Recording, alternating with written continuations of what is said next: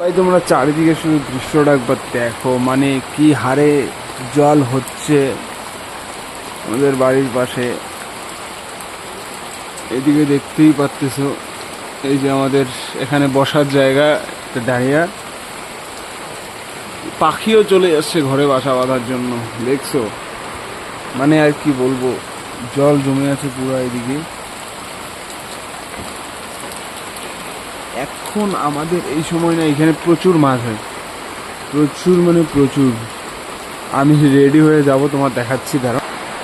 তো ফাইনালি আমি যাওয়ার জন্য রেডি হয়ে নিলাম, মাছ মারতে যাব। চলো যাওয়া যাক, দেখা যাক বাইরে অবস্থা কেমন।